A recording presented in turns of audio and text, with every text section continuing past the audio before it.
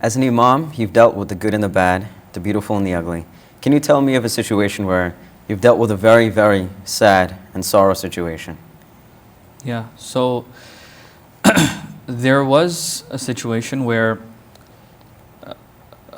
it's crazy to even think about it. There was a situation where a person passed away, and it was a Muslim father. He was Muslim, it was a male, he passed away.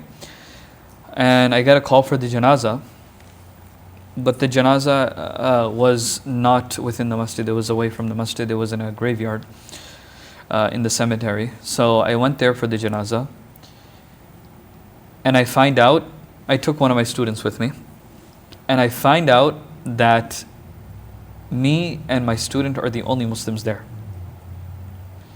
The rest of the family, the sons and the daughters, had left Islam. They were okay with us leading the janazah. They said, do whatever you need to do. Our father was a Muslim. Do whatever you need to do.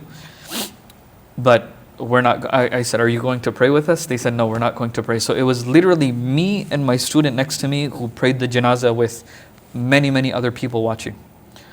And that was such a difficult situation. It was such a weird situation, because how do you get to that situation where your own family, may Allah subhanahu wa ta'ala save us, that we ask Allah to keep our children and our progeny and our grandchildren and so on and so forth on Islam.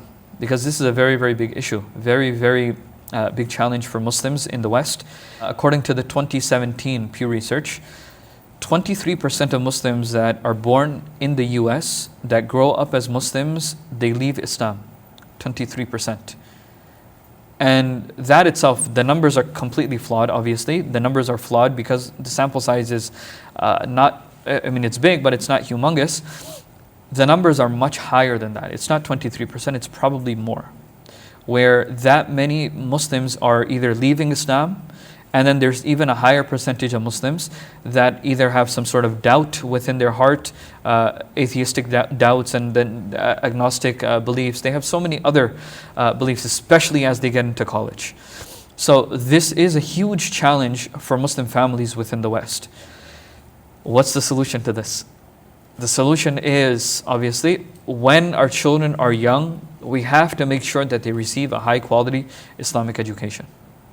So in contrast to the janazah where it was just me and my student praying the janazah, and everyone else was watching, the family was watching, they were not Muslim anymore, they had left Islam. In contrast to that, just recently, just this past week actually, 3 women passed away from that same community. We ask Allah subhanahu wa ta'ala to elevate their status. I know both families personally. I went there for the janazah. That was the biggest janazah I have ever seen in America. It was so big, it was humongous. The masjid was packed, the parking lot was packed with people, and people were parked 5 streets away. It was humongous. They had more people than Eid prayer on a Tuesday or Wednesday afternoon. SubhanAllah. It was amazing. It was not amazing in the sense that there were so many people. It was sad, and it was very mind-blowing that on one hand you have people where thousands of people show up for their janazah because they've been impactful to the Muslim community and they have been involved in the Muslim community for so long. And on the other hand, you have people, we ask Allah subhanahu wa ta'ala to elevate their status as well. You have people who pass away and they have no one to lead their janazah. So one is a respectful way to go, and one is a very, very sad way to leave this world. And we ask Allah subhanahu wa ta'ala to allow us to benefit the Muslim community and allow us to pass away on Islam, on Iman. And we ask Allah subhanahu wa ta'ala to make our janazah great, and we ask Allah subhanahu wa ta'ala to accept everyone's du'as.